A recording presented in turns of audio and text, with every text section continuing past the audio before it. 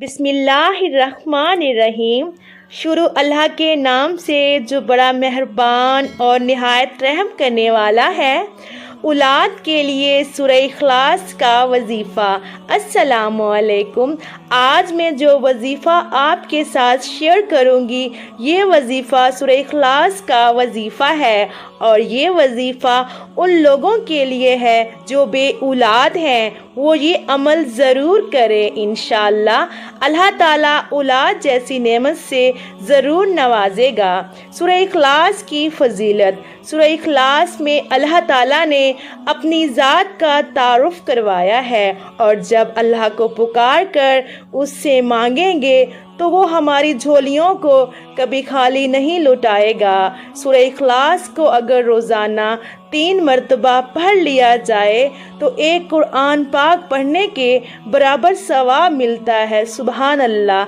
वजीफ़ा पढ़ने का तरीका। वजीफ़ा कुछ इस तरह से पढ़ना है। इस अमल को आपने मुसलसल 10 दिनों तक करना है और 10 दिनों के अंदर अंदर आपने 1000 मरतबा सूरह इखलास पढ़नी है।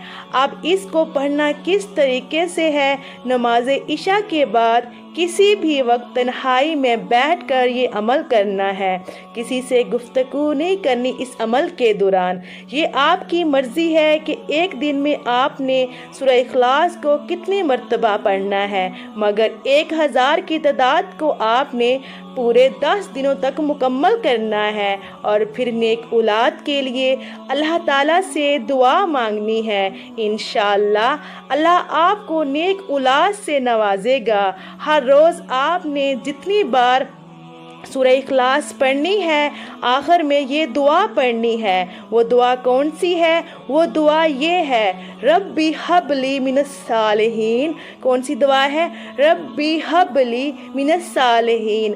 पढ़कर अल्लाह से औलाद के लिए दुआ मांगती हूँ। ये दुआ हज़रत इब्राहीम की दुआ है। वजीफ़े के मुतल्लिक ज़रूरी हदायत। इस अमल को आपने पूरे यकीन के साथ करना है। अमल जैसे बताया है आपने वैसे ही करना है। अपनी मर्ज़ी से अमल का वक्त आगे पीछे नहीं करना। इंशाअल्लाह आप देखेंगे आपको इसका किस हद तक फ़ायदा होता है। ये एक बहुत ही मुजरब और ताकतवर अमल है। अमल के दौरान आपने किसी से किसी किस्म की गुफ्तगू नहीं करनी। इस अमल को खुद भी करें और सदक़े की नीयत से दूसरों के साथ भी शेयर करें। ज़रूर शेयर करें। जज़ाकल्लाह।